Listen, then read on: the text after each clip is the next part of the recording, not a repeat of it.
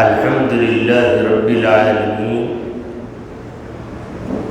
والصلاة والسلام علی سید المرسلین وخاتم النبیین سیدنا وحبیبنا ومولانا محمد وعلى آلہ واصحابہ اجمعین اما بعد فاعوذ باللہ من الشیطان الرجیم بسم اللہ الرحمن الرحیم وَلَقَدْ كَرَّمْنَا بَنِي آدَمَ وَحَمَلْنَاهُمْ فِي الْبَرِّ وَالْبَحْرِ وَرَزَقْنَاهُمْ مِنَ الطَّيِّبَاتِ وَفَضَّلْنَاهُمْ عَلَى كَثِيرٍ مِّمَّنْ خَلَقْنَا تَفْضِيلًا صدق اللہ مولانا العظیم۔ حاضرین محفل اور معزز خواتین، السلام علیکم ورحمۃ اللہ وبرکاتہ۔ اللہ رب العزت جل وعلا کی ہم پر بے پناہ مہربانی ہے کہ اس نے ہمیں آقائے نامدار احمد مختار مدنی تاجدار دونوں جہاں کے سردار حضرت محمد مصطفیٰ رسول خدا صلی اللہ تعالی علیہ وآلہ وسلم کی بابرکت امت میں پیدا فرمایا۔ حضرات گرامی، کچھ دیر درود شریف پڑھتے رہیے۔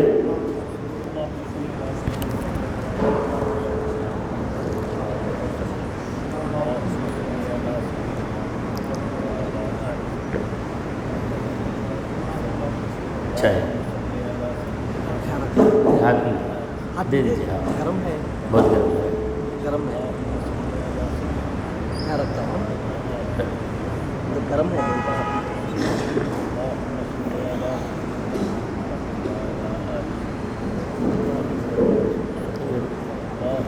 پی سکتے ہیں، ٹھنڈی ہو جائے گی۔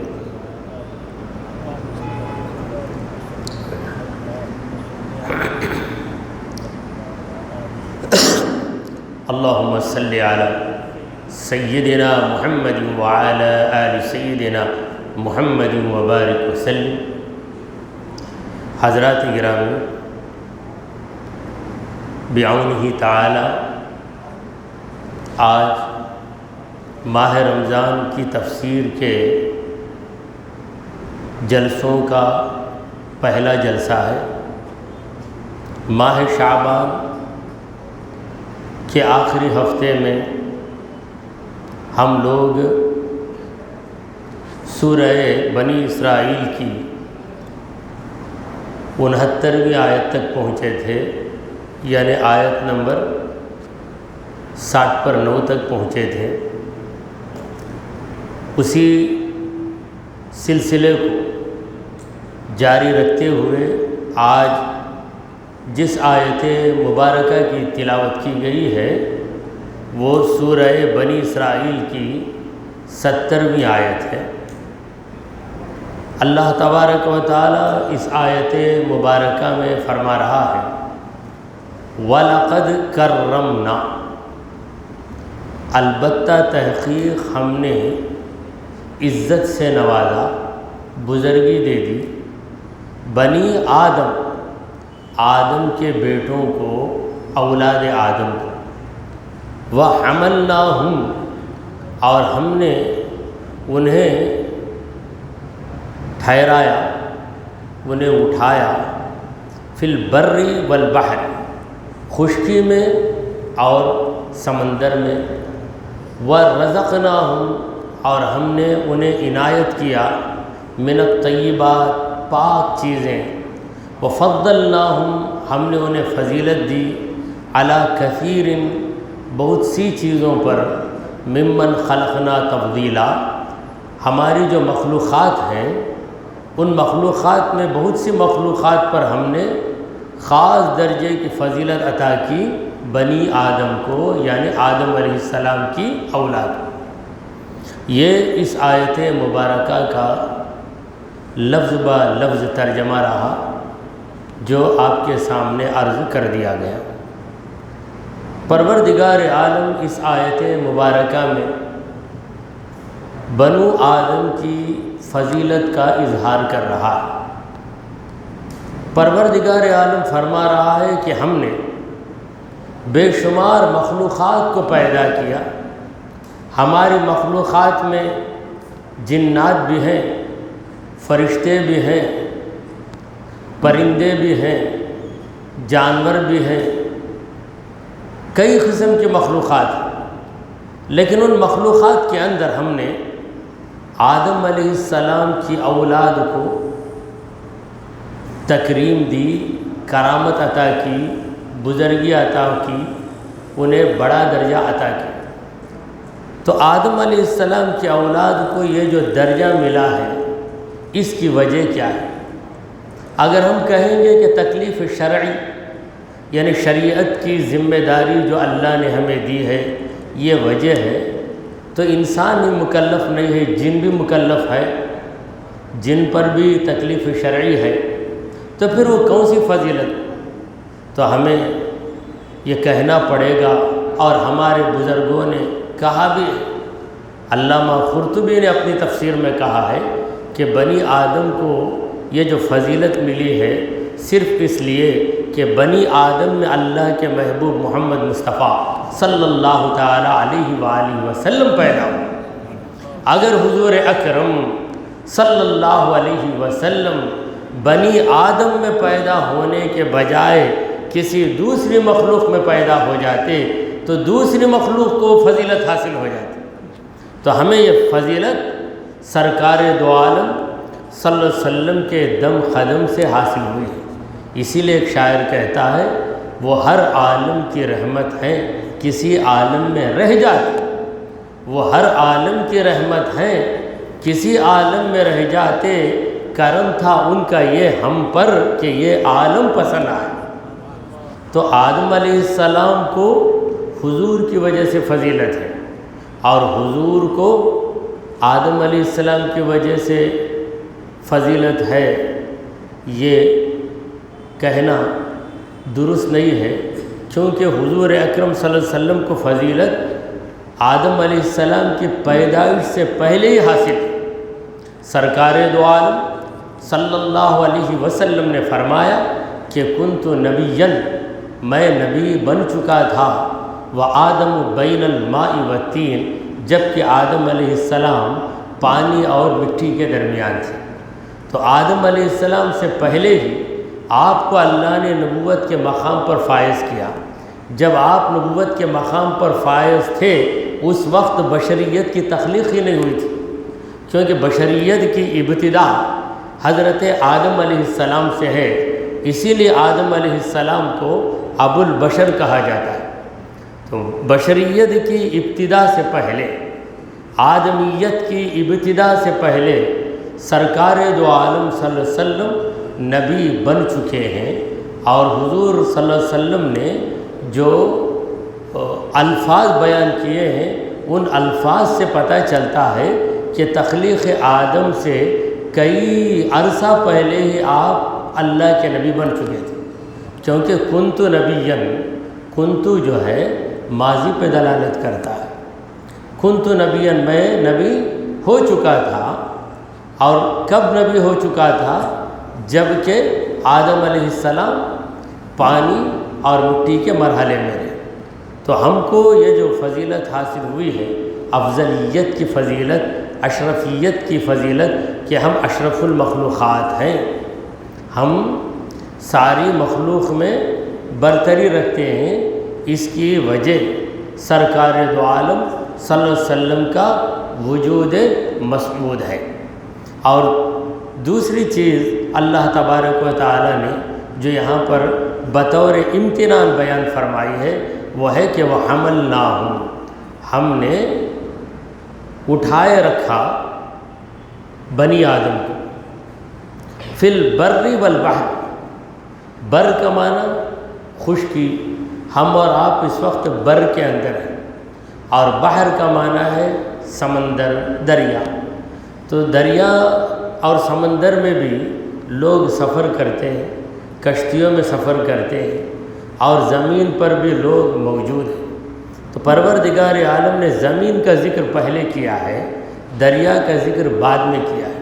وجہ یہ ہے کہ زیادہ انسان زمین پہ رہتے ہیں، صرف وہ لوگ دریا میں سفر کرتے ہیں جنہیں تجارت کی ضرورت پڑ جاتی ہے یا دوسرے ملک کو جانے کی ضرورت پڑ جاتی ہے، بلا ضرورت کوئی کشتی میں زندگی بسر کرنا پسند نہیں کرتا، کیونکہ وہ ایک خطرناک مرحلہ ہے، آدمی پانی پہ سوار ہو کے جاتا ہے۔ پروردگار عالم نے دونوں کو ایک جگہ ذکر کر کے یہ فرمایا کہ دریا میں رہنے والا اگر خطرے میں ہے تو زمین میں رہنے والے تم بھی خطرے میں ہو۔ سمندر میں ہمارا کرم تم کو سنبھالتا ہے تو اس زمین پر بھی ہمارا کرم ہی تم کو سنبھالتا ہے۔ سمندر میں اگر تمہیں ڈر ہے کہ تم ڈوب جاؤ گے تو زمین میں بھی تمہیں ڈر ہونا چاہیے کہ کسی بھی وقت تم دھنس جاؤ گے، کیونکہ زمین کب پھٹے گی یہ کسے پتہ ہے۔ اَأَمِنْتُم مَّن فِي السَّمَاءِ أَن يَخْسِفَ بِكُمُ الْأَرْضَ، کیا تم بے خوف ہو گئے اس ہستی سے جس کی حکومت آسمان میں بھی ہے، أَن يَخْسِفَ بِكُمُ الْأَرْضَ، کہ تم زمین پر ہی رہو تمہیں زمین ہی میں دھسا دے۔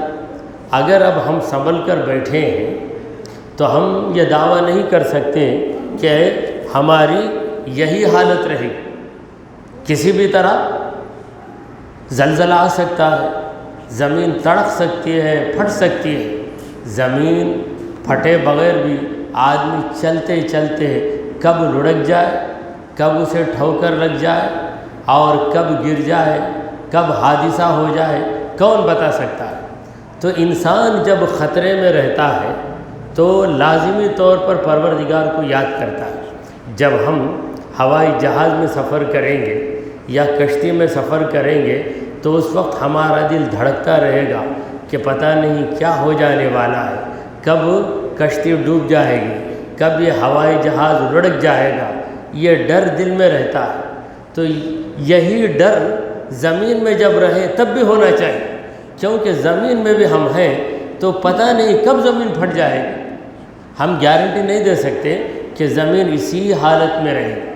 تو پروردگار عالم نے دونوں حالتوں کا ذکر کر کے اپنے بندے کو سمجھایا کہ اے میرے بندے، تو زمین پہ رہتا ہے تب بھی میں تجھے سنبھالتا ہوں، تو سمندر میں سفر کرتا ہے تب بھی میں تجھے سنبھالتا ہوں، میں تیرا حامل ہوں تو میرا محمول ہے، میں تجھے سنبھالے ہوئے ہوں تب تو سنبھل کر زندگی گزار رہا ہے۔ اگر میرا سنبھالنا ایک لمحے کے لیے بھی تجھ سے جدا ہو جائے تو سنبھل نہیں سکے گا، نہ محل میں سنبھل سکے گا، نہ بنگلے میں سنبھل سکے گا، نہ ہموار زمین پہ سنبھل سکے گا۔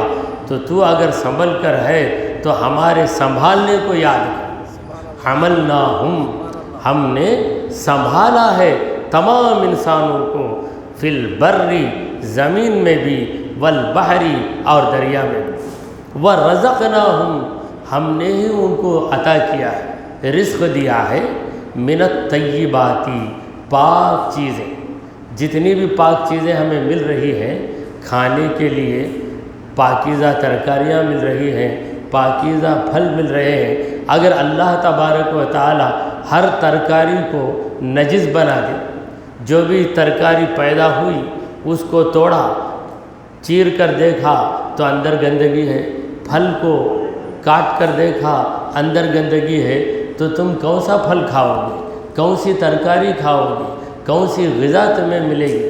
یہ جو طیبات ہے، پاک غذا جو مل رہی ہے، پروردگار کہتا ہے کہ یہ ہمارا کرم ہے۔ صرف دے دینا کرم نہیں ہے، مناسب چیز دینا کرم ہے۔ کوئی آپ کو دے رہا ہے 2000 کا نوٹ، مگر 20 جگہ وہ نوٹ پھٹ کر ہے، ادھر بھی پھٹ کر ہے ادھر بھی پھٹ کر ہے، آپ وہ 2000 کا نوٹ لے کر کریں گے کیا؟ اس نے کہا کہ میں نے دے دیا۔ اسی طرح کوئی کسی کو بریانی دے رہا ہے، 4 دن پہلے کی بریانی، کھولو تو ناک پکڑ لینے کی ضرورت پڑتی ہے، ویسی بدبو ہے، مگر پیک کر کے آپ کے ہاتھ میں دے دیا تو اس نے کیا دیا؟ اس نے آپ کو اذیت دی ہے، اس نے آپ کو تکلیف دی ہے، کہ وہ چیز آپ کو دی جو سڑ چکی ہے، جو خراب ہو چکی ہے۔ پروردگار کہہ رہا ہے کہ تجھے فریش چیزیں مل رہی ہیں، تازہ چیزیں مل رہی ہیں، پاکیزہ چیزیں مل رہی ہیں، جنہیں طیبات کہا جاتا ہے۔ تو من الطیبات، من یہاں پر بیانیہ ہے، یعنی ایسی چیز اللہ نے تمہیں دی ہے جس کے اندر کوئی نجاست اور گندگی نہیں۔ تو دو نعمتیں، پہلی نعمت اس نے تم کو سنبھالے رکھا، صرف سنبھال کر رکھے اور کھانے کا انتظام نہ کریں، صرف ہم اکاموڈیشن دے دیں گے، فوڈ پرووائڈ نہیں کریں گے۔ اگر اس طریقے سے کوئی آپ کو مہمان بنائے تو آپ بھوکے مر جائیں۔ بہترین کمرہ آپ کو دیا جا رہا ہے، اس کمرے میں ساری سہولتیں ہیں، طرح طرح کی رنگینیاں ہیں، بہترین فرش بچھے ہوئے ہیں کہ ہم اکاموڈیشن آپ کو دے رہے ہیں، رہنے کا انتظام کر رہے ہیں، کھانے کا انتظام یہ ہماری ذمہ داری نہیں ہے، تو پھر آپ اتنے بہتر کمرے میں رہ کر کیا کر سکیں گے؟ سوائے پریشان ہونے کے کوئی چیز آپ کے مقدر میں نہیں ہے۔ تو پروردگار نے کہا کہ اے بندے، تجھے میں نے سنبھالا بھی ہے اور تجھے میں نے کھلایا بھی ہے، اور کیسے کھلایا ہے؟ ایسی چیز کھلائی ہے تجھے جو فی نفسی پاک، ترکاری بھی ملتی ہے تو پاک، پھل ملتا ہے تو پاک، اور گوشت بھی ملتا ہے تو تیرے لیے میں نے جانوروں کے گوشت کو کھانے کے قابل بنا دیا۔ تو رزق ہمارا کھا رہا ہے اور زندگی ہمارے سنبھالنے سے گزار رہا ہے۔ یہ دو نعمتیں ہیں جو عام تمام انسانوں کو حاصل ہیں، اور پھر ایک نعمت ہے جو سرکار دو عالم صلی اللہ علیہ وسلم کی وجہ سے حاصل ہے، وہ ہے وَلَقَدْ كَرَّمْنَا بَنِي آدم۔ ہم نے بنو آدم کو بزرگی دے دی ہے۔ وہ بزرگی یہ ہے کہ بنو آدم میں اپنے محبوب کو ہم نے پیدا کر دیا۔ محمد مصطفیٰ صلی اللہ علیہ وسلم کیا ہے؟ حضور نے کبھی، حضور کو اللہ نے یہ نہیں کہا کہ قل انما انا ملک، قل انما انا جنی، قل انما انا بشر، کہنے کو کہا۔ کہہ دو اے نبی کہ میں بشر ہوں، تاکہ ہر بشر خوش ہو جائے، ہر بشر خوش ہو جائے کہ ہمارے آقا صلی اللہ علیہ وسلم بشر ہیں، ہم بھی بشر ہیں۔ یہ صحیح ہے کہ وہ ہم جیسے بشر نہیں ہیں، مگر بشر تو ضرور ہے، بشریت میں ہم شامل ہیں، یہ شرف ہے ہمارے لیے، بہت بڑی بات ہے۔ وَفَضَّلْنَاهُمْ، اور ہم نے فضیلت دی ہے انسانوں کو، عَلَى كَثِيرٍ مِّمَّنْ خَلَقْنَا، ہم نے جو مخلوقات کو پیدا کیا، ان مخلوقات میں بہت سی مخلوقات پر ہم نے بنو آدم کو، آدم علیہ السلام کی اولاد کو فضیلت عطا کی ہے۔ تفضیلا، تفضیلا مفعول مطلق ہے جو تاکید کے لیے لایا جاتا ہے، یعنی فضیلت دی ہے تو معمولی فضیلت نہیں ہے بلکہ امتیازی فضیلت دی ہے، ایسی فضیلت دی ہے جو نمایاں فضیلت ہے۔ تو آیت نمبر 70 ختم ہوئی، اب آیت نمبر 71 کی طرف ہم بڑھ رہے ہیں۔ 7واں رکوع ختم ہوا، 8واں رکوع شروع ہو رہا ہے۔ پروردگار فرما رہا ہے یوم ندعو، جس دن ہم بلائیں گے، وہ دن قیامت کا دن ہے، ہم بلائیں گے کل اناس، ہر فرقے کو، بِإِمَامِهِمْ، اس فرقے کے امام کی نسبت سے بلائیں گے۔ فمن اوتیا کتابہ، تو جس کو اس کی کتاب دے دی گئی، بیمینہ، اس کے سیدھے ہاتھ میں، فاولئک یقرؤون کتابہ، تو وہ لوگ اپنی کتاب پڑھیں گے، ولا یظلمون فتیلا، اور ان پر ذرہ برابر ظلم نہیں کیا جائے گا۔ قیامت کے دن پروردگار عالم فردن فردن بلانے کے بجائے جماعتاً جماعتاً بلائے گا۔ اناس گروہ کو، گروپ کو، جماعت کو کہتے ہیں، جبکہ ناس تمام انسانوں کو کہتے ہیں۔ انسان کی جمع ناسن ہے، تمام لوگوں کو ناس کہتے ہیں، مگر اناس انسانوں کے ایک طبقے کو کہتے ہیں۔ تو ہر طبقے کو، ہر گروپ کو ہم بلائیں گے، بھی امام، ان کے امام کی نسبت سے۔ امام کا معنی ہے پیشوا، رہبر، تو جو تمہارا رہبر ہے، جسے تم نے رہبر بنا لیا، اس کی نسبت سے تم کو بلایا جائے گا۔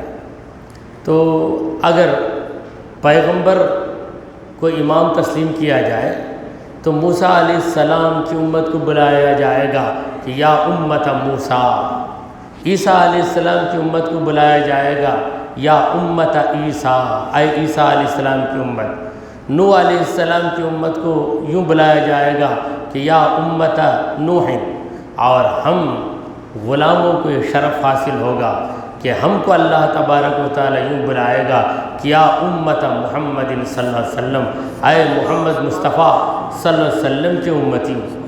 تو حضور کے امتی ہونا یہ خود فی نفسی ہی قابل فخر بات ہے۔ دیکھیے پروردگار عالم نے بے شمار امتوں کو پیدا کیا، مگر جب رسول کریم صلی اللہ علیہ وسلم کی امت سے خطاب کیا تو فرمایا کہ کنتم خیر امت، تم لوگ بہترین امت۔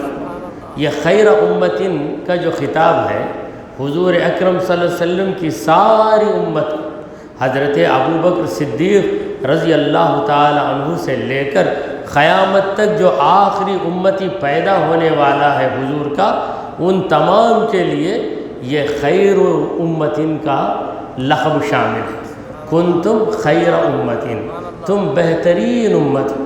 یہ خیر امت کا لقب، بہترین امت ہونے کا جو فخر ہمیں حاصل ہے، یہ کس وجہ سے ہے؟ صرف نسبت کی وجہ سے کہ ہم سرکار دو عالم صلی اللہ علیہ وسلم کی امت میں پیدا ہوئے، اس لیے ہم کو یہ لقب عطا کیا گیا۔ اور اس میں ایک نکتہ ہے، اللہ تعالیٰ نے یہ نہیں فرمایا کہ انتم خیر امت، تم بہترین امت ہو، بلکہ یہ کہا کنتم خیر امت، جس کا مطلب ہے تم پہلے ہی سے بہترین امت تھے، کیونکہ اللہ نے جب تمہیں محمد صلی اللہ علیہ وسلم کی امت میں پیدا کرنا طے کر دیا، اسی وقت تمہیں خیریت مل گئی، افضلیت مل گئی، بزرگی مل گئی۔ عمل تم نے بعد کیا، پیدائش تمہاری بعد میں ہوئی، لیکن یہ درجہ تمہیں اسی وقت مل گیا جب علم الہی میں تم محمد مصطفیٰ صلی اللہ علیہ وسلم کی امت میں ہونا طے ہو گیا۔ لہذا صیغہ ماضی کا لایا اور کہا کہ کنتم خیر امت، تم پہلے ہی سے بہترین امت ہو، اس لیے کہ خیر النبیین، افضل النبیین، اشرف المرسلین محمد مصطفیٰ صلی اللہ علیہ وسلم کی امت میں تم پیدا کیے جانے والے ہو۔ یہ تقدیر الہی میں طے ہو چکا، علم الہی میں یہ بات ثابت ہو گئی۔ تم جب آیان ثابتہ تھے، علم الہی میں تھے، تبھی تمہیں یہ درجہ مل گیا۔ تو جب ہر امت کو ان کے پیغمبر کی نسبت سے پکارا جائے گا تو ہم غلاموں کو میدان محشر میں یہ فخر حاصل رہے گا کہ ہم رسول کریم صلی اللہ علیہ وسلم کے امتی ہیں، اور حضور اکرم صلی اللہ علیہ وسلم کی فضیلت جو آج پوشیدہ ہے اور آج کوئی تسلیم کر رہا ہے، کوئی انکار بھی کر رہا ہے، میدان محشر میں سب کے سب تسلیم کریں گے، سب کے سب مان لیں گے۔ اسی لیے ایک شاعر کہتا ہے فقط اتنا سبب ہے انعقاد بزم محشر میں کہ ان کی شان محبوبی دکھائی جانے والی۔ سرکار دو عالم صلی اللہ علیہ وسلم نے خود فرمایا کہ بیدی لواء الحمد، میرے ہاتھ میں حمد کا جھنڈا رہے گا، وآدم فمن سواہ تحت لوائی، حضرت آدم علیہ السلام اور ان کے سوا جتنے بھی انبیاء ہیں وہ کہاں رہیں گے؟ تحت لوائی، میرے جھنڈے کے نیچے رہیں گے، یعنی ان تمام کا درجہ میرے درجے کے بعد ہی ہوگا۔ تو آپ کا اشرف المرسلین ہونا بالکل میدان محشر میں واضح ہو جائے گا۔ آج ہمارا عقیدہ، آج ہمارا یقین ہے کہ رسول کریم صلی اللہ علیہ وسلم افضل الانبیاء، میدان محشر میں اس یقین کا ہم مشاہدہ کریں گے، اپنی نگاہوں سے دیکھیں گے۔ ہم کیا دیکھیں گے؟ دنیا کے سارے لوگ دیکھیں گے، منکرین بھی دیکھیں گے، مخالفین بھی دیکھیں گے، اس وقت منکرین حسرت کریں گے کہ کاش ہم اس نبی کو مان لیتے تو ہمارے لیے کتنا بہتر ہوگا، مگر اس وقت مان لینا کچھ فائدہ نہیں دے گا۔ مان لینے کے لیے اللہ تعالیٰ نے موقع دیا ہے کہ دنیا میں مان لے تو وہاں پر تیری عزت ہے، تیرا مان لینا معتبر ہے۔ اگر دنیا میں نہیں مانتا، وہاں مان لینے سے کچھ بھی فائدہ نہیں ہوگا۔ یہ رہی اس کی ایک تفسیر۔ اور دوسری تفسیر یہ ہے کہ ہر وہ شخص جس کے پاس اجتہادی قوت نہیں ہے، وہ کسی امام کی تقلید کرتا ہے۔ تو اس اعتبار سے شریعت میں ہم ابو حنیفہ رحمۃ اللہ علیہ کی تقلید کرتے ہیں، اور شافعی حضرات امام شافعی کی تقلید کرتے ہیں۔ تو اگر اس اعتبار سے دیکھا جائے تو میدان محشر میں ہمیں پکارا جائے گا، ایھا الاحناف، اے ابو حنیفہ کی تقلید کرنے والے، اور شوافع کو بلایا جائے گا، یا ایھا الشوافع، اے شافعی کی تقلید کرنے والے۔ یہ بھی اس کی تفسیر کا ایک پہلو ہے، اور یہ پہلو میں نے اپنی مرضی سے بیان نہیں کیا، بلکہ علامہ اسماعیل حقی رحمۃ اللہ علیہ تفسیر روح البیان میں یہ ذکر کر رہے ہیں کہ حنفیوں کو یا ایھا الحنفیون یا ایھا الشافعیون یہ بلایا جائے۔ اسی طرح طریقت میں جو جس بزرگ سے منتسب رہتے ہیں، جس بزرگ سے ان کی نسبت رہتی ہے، ان کو اسی بزرگ کے نام سے بلایا جائے۔ قادری سلسلے والوں کو ایھا القادریون، اور چشتی سلسلے والوں کو ایھا الچشتیون، اس نسبت سے بلایا جائے۔ تو امام مطلق، امام کل محمد مصطفیٰ صلی اللہ علیہ وسلم، جن کی امامت ایسی شامل امامت ہے کہ آپ کی امامت کے دائرے میں انبیاء کرام بھی آ گئے۔ انبیاء کرام بھی حضور اکرم صلی اللہ علیہ وسلم کے مقتدی ہیں۔ شب معراج تمام نبیوں نے رسول کریم صلی اللہ علیہ وسلم کی اقتداء کی۔ اگر اقتداء نہ بھی کرتے، اگر یہ انبیاء اقتداء نہ کرتے، اگر وہ موقع نہیں آتا، تب بھی ہمارے حضور صلی اللہ علیہ وسلم امام الانبیاء ہی تھے۔ معراج کے پہلے بھی ہمارے حضور امام الانبیاء تھے۔ تو امام الانبیاء حضور کا جو مقام ہے، یہ ایک اعتقادی چیز تھی۔ تو اس اعتقادی چیز کو اللہ تعالیٰ نے واقعی بنانے کے لیے انتظام ایسا کیا کہ ایک رات مقرر کر دی، معراج کی رات۔ اس رات دیگر واقعات آسمانوں کے اوپر ہوئے، مگر یہ واقعہ زمین کے اوپر ہو، کیونکہ تکلیف شرعی زمین ہی پر ہے، آسمانوں میں تکلیف شرعی نہیں ہے۔ یہ جو پنجگانہ نمازیں ادا کی جاتی ہیں، یہ زمین پہ ادا کی جاتی ہیں۔ لہذا پروردگار نے ایسا انتظام کیا کہ رات مقرر کر کے آسمان پر بلانے سے پہلے اپنے محبوب صلی اللہ علیہ وسلم کو بیت المقدس میں پہنچا دیا۔ اپنے محبوب کو بیت المقدس میں پہنچانے سے پہلے تمام نبیوں کو وہاں پر پہنچا دیا۔ اب یہاں پر ایک سوال یہ ہوتا ہے کہ حضور پہلے چلے جاتے، بعد انبیاء آتے تو بھی مناسب تھا، ایسا کیوں نہیں ہوا؟ تو اس کا جواب یہ ہے کہ اگر حضور پہلے چلے جاتے، دیگر انبیاء بعد میں آتے، تو ہمارے نبی انتظار کرنے والے بن جاتے، اور دیگر انبیاء وہ ہو جاتے کہ ان کا انتظار کیا جائے۔ تو اللہ تعالیٰ نے اپنے پیارے محبوب صلی اللہ علیہ وسلم کو انتظار کی زحمت نہیں دی، تمام نبیوں کو وہاں پہ حاضر کر کے سب کو المنتظرین بنا دیا۔ ہم شادی کے رخے میں، دعوت نامے میں یہ لکھتے ہیں المنتظرین، یعنی انتظار کرنے والے، اور جس کا انتظار کرتے ہیں وہ خاص آدمی ہوتا ہے، وہ خاص آدمی ہوتا ہے، اس کا انتظار کیا جاتا ہے۔ تو نبیوں میں حضور اکرم صلی اللہ علیہ وسلم خاص ہے، لہٰذا تمام نبیوں کو اللہ تعالیٰ نے المنتظرین کا درجہ دے دیا، اور محمد مصطفیٰ صلی اللہ علیہ وسلم کو منتظر بنا دیا کہ ہمارے حضور آنے تک نہ نماز شروع ہوئی، نہ کسی نبی نے انفرادی نماز پڑھی، سب کے سب بیٹھ کر انتظار کرتے رہے۔ کس کا انتظار؟ اگر اس وقت نبیوں سے کوئی جا کر پوچھتا کہ کس کا انتظار ہے تو سارے انبیاء یہی جواب دیتے کہ امام کا انتظار۔ کون ہے ان کے امام؟ محمد مصطفیٰ صلی اللہ علیہ وسلم۔ کون ہے ان کے امام جو اس وقت مسجد اقصیٰ میں نہیں تھے؟ سارے انبیاء تو آ گئے، صرف ایک نبی نہیں آئے تھے۔ وہ نبی کون تھے؟ جن کو لے کر جانے کی خاطر جبرائیل امین آئے تھے۔ دیگر انبیاء تو خود ہی پہنچ گئے۔ کسی روایت میں نہیں ہے کہ موسیٰ علیہ السلام کو لانے کے لیے یہ فرشتہ گیا، عیسیٰ علیہ السلام کو لانے کے لیے وہ فرشتہ گیا، نوح علیہ السلام کو لانے کے لیے یہ فرشتہ گیا۔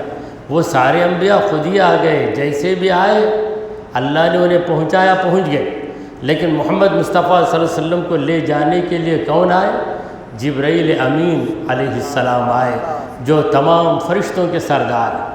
اور آپ کو پیدل لے جانا یہ آپ کی شان کے خلاف ہے، اور دنیا کی سواری پہ بٹھا کر لے جانا یہ بھی آپ کی شان کے خلاف ہے۔ یہ اور بات ہے کہ رسول کریم صلی اللہ علیہ وسلم نے گدی پہ بھی سواری کی، خچر پر بھی بیٹھے ہیں، کیونکہ ہمارے حضور تمام انسانوں کے لیے نمونہ۔ خچر پہ بیٹھ کر خچر میں بیٹھنے کا نمونہ حضور نے قائم کر دیا، گھوڑے پہ بیٹھ کر گھوڑے میں بیٹھنے کا نمونہ بھی حضور نے قائم کر دیا۔ ہر نمونے کو نبی کریم صلی اللہ علیہ وسلم نے قائم کیا ہے، ورنہ آپ کی شان یہ ہے کہ آپ کی شان کے لائق دنیا کی کون سی سواری ہو سکتی ہے؟ لہٰذا اللہ تعالیٰ نے براق نام کی سواری کو حاضر کر کے رسول کریم صلی اللہ علیہ وسلم کو براق پہ سوار کیا۔ اور براق کی رفتار کا عالم کیا ہے؟ آج بڑی تیز رفتار سواریاں ہیں، ایسی پٹ پٹی ہے کہ فی گھنٹہ 200 کلومیٹر کی مسافت طے کر دیتے ہیں۔ ذرا ریس کرو تو 200 کلومیٹر 1 گھنٹے میں پہنچ جائے گا۔ اور حضور کی سواری کی رفتار کیا ہے؟ یضع حافرہ عند منتہا طرفہ، جہاں اس کی نظر پڑتی وہاں اس کا قدم گرتا۔ اور نظر کی رفتار کیا ہے؟ آپ زمین پہ کھڑ کے نظر کرو تو 1 لمحے میں آپ کی نظر آسمان تک پہنچ جاتی ہے۔ نظر کا اسپیڈ، نظر کی رفتار اتنی زبردست، تو اپنا قدم براق کہاں ڈالتا ہے؟ عند منتہا طرفہ، جہاں اس کی نظر پڑتی ہے۔ تو مکے میں کھڑے ہو کر براق سے اگر حجابات ہٹ جائیں تو ایک ہی نظر میں اسے بیت المقدس نظر آ جائے، تو یہ چھلانگ مارے تو فوراً بیت المقدس میں جا کر پہنچ جائے۔ اور ویسی چھلانگ والے سواری پہ سنبھل کر بیٹھنا اور کسی ٹینشن کے بغیر پہنچ جانا، یہ محمد مصطفیٰ صلی اللہ علیہ وسلم ہی کا کمال ہے۔ تو حضور اکرم صلی اللہ علیہ وسلم تمام نبیوں کے امام ہیں۔ اور پھر اس کے بعد درجہ بدرجہ صحابہ کرام کے مقتدا تو ہمارے نبی ہیں، صحابہ کے بعد تابعین آئے تو تابعین کے مقتدا صحابہ بن گئے۔ پھر اس کے بعد جو درجہ کم ہوتا گیا مقتدا بھی بدلتا گیا، تو ہم جیسوں کے لیے ہم براہ راست قرآن و حدیث سے مسائل کا استنباط نہیں کر سکتے، تو ہمارے مقتدا، ہمارے پیشوا کون ہیں؟ حضرت امام اعظم ابو حنیفہ رحمۃ اللہ علیہ۔ لہٰذا درجے کے اعتبار سے یہاں پہ امام۔ اگر یہ پوچھا جائے کہ آپ کو امام ابو حنیفہ کے نام سے بلایا جائے گا تو صحابہ کو کس کے نام سے بلایا جائے گا؟ صحابہ تو امام ابو حنیفہ سے آگے کے ہیں، ان کے جو مقتدا، صحابہ کے جو مقتدا ہیں حضور اکرم صلی اللہ علیہ وسلم، اور صحابہ میں بھی تقلید تھی۔ کم علم والے صحابہ زیادہ علم والے صحابہ کی تقلید کرتے تھے۔ صحابہ کے درمیان بھی فتویٰ دینے کا معاملہ رہا، جو صحابی نہیں جانتا تھا وہ علم والے صحابی سے مسئلہ پوچھتا تھا تو بتانے والا پیشوا بن جاتا، اور جاننے والا، عمل کرنے والا اس کا مخلد بن جاتا۔ یہ جو تقلید کا معاملہ ہے یہ صحابہ کرام کے دور ہی میں شروع ہو چکا تھا۔ اسی لیے اللہ تعالیٰ نے کہا، صحابہ سے کہا اللہ نے، فَاسْأَلُوا أَهْلَ الذِّكْرِ إِن كُنتُمْ لَا تَعْلَمُونَ، اے صحابہ تم سب کے سب جاننے والے نہیں ہو، اگر تمہارے پاس علم نہیں ہے تو جو علم والے صحابہ ہیں ان سے پوچھ کر مسئلے تم دریافت کرو۔ اور رسول کریم صلی اللہ علیہ وسلم نے خود فرمایا کہ اگر قرآنی معلومات تمہیں حاصل کرنا ہے تو ابن مسعود سے معلوم کرو، اگر تمہیں شریعت کے مسائل جاننا ہے تو ابن مسعود سے پوچھو، وراثت کے مسائل جاننا ہے تو زید ابن ثابت سے معلوم کرو۔ سرکار دو عالم صلی اللہ علیہ وسلم خود جانتے تھے کہ کون سی فیلڈ میں کون ایکسپرٹ ہے، کون سے میدان میں کس کو زیادہ عبور حاصل ہے، خود نبی کریم صلی اللہ علیہ وسلم نے تقسیم فرمائی۔ لہٰذا وراثت کے جو مسائل ہیں زیادہ تر وہ حضرت زید بن ثابت رضی اللہ تعالیٰ عنہ ہی سے معلوم کیے جاتے ہیں۔ بہرحال جو جسے امام بنا لے گا، جس میدان میں، شریعت کے میدان میں امام ابو حنیفہ ہمارے امام ہیں، طریقت کے میدان میں حضرت غوث العظم ہمارے امام ہیں، تو جو جسے امام بنائے گا اس کی نسبت ہی سے اسے بلایا جائے گا، اور پھر ہر ایک کے ہاتھ میں کتاب دی جائے گی۔ یہ کتاب کیا ہے؟ اسے ہم نامہ اعمال کہتے ہیں، اعمال نامہ۔ تو ہماری جو زندگی گزر رہی ہے، ہماری لائف ہسٹری، ہماری تاریخ تحریر ہو رہی ہے۔ ہم سمجھتے ہیں کہ بڑی بڑی ہستیوں ہی کی بایوگرافی لکھی جاتی ہے، بڑے بڑے لیڈر کی تاریخ لکھی جاتی ہے۔ بڑے بڑے لیڈر کی تاریخ کوئی انسان لکھتا ہوگا، اس میں کچھ ایڈیشن بھی کرے گا، ڈیلیشن بھی کرے گا، بڑھائے گا بھی، گھٹائے گا بھی، غلط بھی بیان کر دے گا۔ مگر ہماری جو بایوگرافی تیار ہو رہی ہے، یہ انسان نہیں لکھ رہا ہے بلکہ فرشتہ لکھ رہا ہے، اور فرشتہ غلطی نہیں کرتا۔ فرشتہ وہی لکھے گا جو ہم کریں گے، نہ اس کے اندر کوئی اضافہ ہوگا، نہ اس کے اندر کوئی کمی ہوگی۔ تو ہر ایک کی زندگی کی کتاب تیار ہو رہی ہے۔ تو میدان محشر میں لوگ صفوں میں رہیں گے، اس وقت کتابیں تقسیم ہوں گی، یعنی ہر ایک کے ہاتھ میں اس کی زندگی کے واقعات کی کتاب دی جائے گی۔ تو کتاب جو دی جائے گی دو طریقوں سے دی جائے گی، کسی کو سیدھے ہاتھ میں کتاب دی جائے گی، کسی کو الٹے ہاتھ میں، لیفٹ ہینڈ میں، بائیں ہاتھ میں کتاب دی جائے گی۔ سیدھے ہاتھ میں کتاب ملتے ہی کتاب پڑھنے سے پہلے اسے نتیجہ معلوم ہو جائے گا کہ میں کامیاب ہوں، اسی لیے میرے سیدھے ہاتھ میں کتاب ملی ہے۔ بائیں ہاتھ میں جسے کتاب ملے گی، کتاب پڑھنے سے پہلے اسے اس کا رزلٹ معلوم ہو جائے گا کہ میں ناکام و نامراد ہوں، اسی لیے میرے بائیں ہاتھ میں دی گئی۔ اور جس کے سیدھے ہاتھ میں کتاب دی جائے گی اسے کتاب سامنے سے دی جائے گی، اور جسے بائیں ہاتھ میں دی جائے گی اسے کتاب پیچھے کی جانب سے دی جائے گی۔ پیچھے کی جانب سے کتاب دینا اس بات کی دلیل ہے کہ تیری ہمارے پاس کوئی حیثیت نہیں ہے، تیرا چہرہ دیکھنا بھی ہم نہیں چاہتے، اس لیے پیچھے سے تیری کتاب دے کر ہم کھسک جائیں گے۔ فرشتے پیچھے سے کتاب دے کر کھسک جائیں گے۔ اس مجرم کا چہرہ ہم کیا دیکھیں گے؟ خدا نے اسے زندگی دی مگر اس نے اپنی زندگی کو خدا کی مرضی کے خلاف گزارا۔ جو بشر یا جو انسان خدا کا پرہیزگار بندہ ہوگا، فرشتے سامنے سے آئیں گے، اس کے چہرے کو دیکھیں گے، آنکھوں سے آنکھیں ملائیں گے کہ ہم تیرا دیدار کر کے تیرا اعمال نامہ تیرے حوالے کر رہے ہیں، تو سیدھے ہاتھ میں کتاب لے گا۔ تو جس کے سیدھے ہاتھ میں کتاب ملے گی وہ لوگ کتاب لیتے ہی کیا کریں گے؟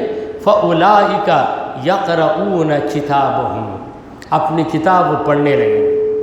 پڑھے لکھے تعلیم یافتہ لوگ بھی پڑھیں گے، ان پڑھ لوگ بھی پڑھیں گے، اس لیے کہ اللہ تبارک و تعالی پڑھنا جو سکھائے، وسائل کے ذریعے بھی سکھا سکتا ہے، وسائل کے بغیر بھی سکھا سکتا ہے۔ یہ دنیا عالم اسباب ہے، یہاں سبب سے چیز حاصل ہوتی ہے، اور آخرت کا عالم عالم اسباب نہیں ہے، سبب کے بغیر ہی چیز حاصل ہو جائے گی۔ پڑھنا یہ جو سلیقہ ہے، کسی استاد کی کوچنگ کے بغیر، کسی پریکٹس کے بغیر، مشق کے بغیر یوں ہی دیکھے گا تو پڑھ لے گا۔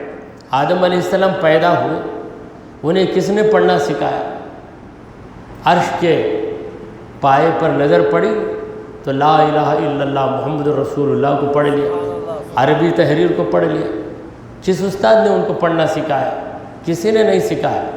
یعنی اسباب کے بغیر جو چیز حاصل ہوتی ہے اسے ہم یہاں کی زبان میں کہتے ہیں آٹومیٹک، خود بخود ہو جانا۔ تو ہر چیز آٹومیٹک ہو جائے۔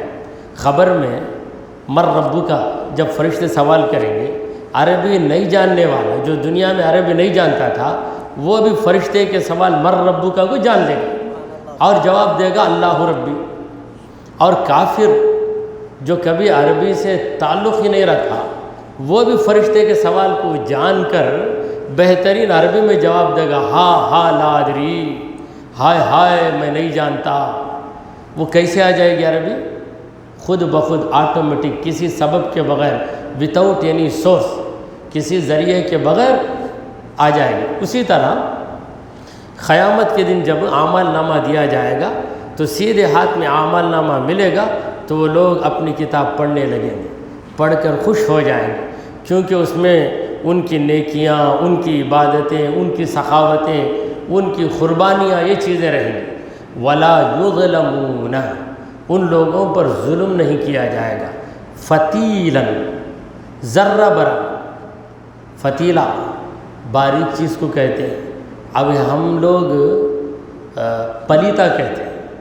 یہ پلیتا کا جو لفظ ہے یعنی لپٹنا، اصل میں کسی بھی چیز کے رومال کے دامن میں باریک دھاگے رہتے ہیں، دھاگے لٹکتے رہتے ہیں، اسے کہتے ہیں فتیل۔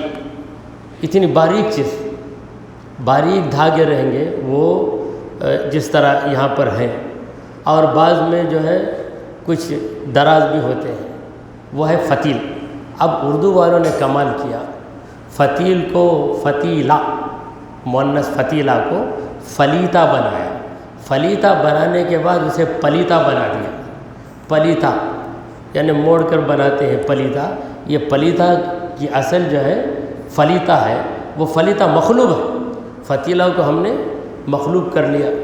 ایسے اردو والے بہت سے کمالات کرتے ہیں، عربی کے زبان کو لے کر اپنی طرف سے اسے کیا کر دیتے ہیں، آلٹر کر دیتے ہیں۔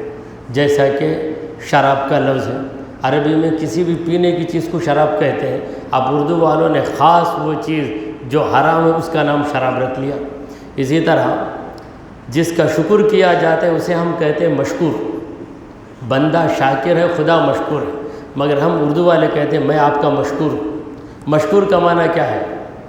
شکر کرنے والا، حالانکہ مشکور مفعول ہے، مشکور اسے کہتے ہیں عربی میں جس کا شکر ادا کیا جاتا ہے۔ تو بہرحال یہ جو فتیل کا لفظ ہے کسی چیز کے بالکل چھوٹے پن کو بتانے کے لیے، یعنی ذرہ برابر ہلکا سا ظلم بھی ان پر نہیں کیا جائے گا، یعنی جو بھی عمل اس نے کیا اس عمل کو اپنے نامہ اعمال میں پائے گا۔ مجرم اپنی ہر برائی کو دیکھے گا اور برائی کو دیکھ کر کہے گا ما لہذا الکتاب، اس کتاب کو کیا ہو گیا ہے، لا یغادر صغیرۃ ولا کبیرۃ، چھوٹی چیز بھی نہیں چھوڑتی ہے کتاب، بڑی چیز بھی نہیں چھوڑتی، الا احصاها، برابر اس چھوٹی برائی کو، بڑی برائی کو اس کتاب نے اپنے اندر شامل کر لیا ہے۔ تو بہرحال ہمارا وقت ہو گیا ہے، تو اسی پر آج اپنی بات کو ختم کرتے ہوئے بارگاہ خداوندی میں دعا کیجئے کہ پروردگارا ہم نے جو کچھ کہا اور سنا اسے قبول فرما لے۔ اے اللہ ہمارے گناہوں کو معاف فرما، ہماری خطاؤں کو درگزر کر دے۔ اے رب کریم ہم پر تیری رحمتیں نازل فرما۔ اے اللہ ہمیں سیدھے راستے پر چلا، تیرے انبیاء اور تیرے اولیاء کے راستے پر چلا۔ اے رب کریم ہمارا خاتمہ ایمان کی حالت پہ فرما۔ وصلی اللہ تعالی علی خیر خلقہ سیدنا و مولانا محمد وعلی آلہ و اصحابہ اجمعین۔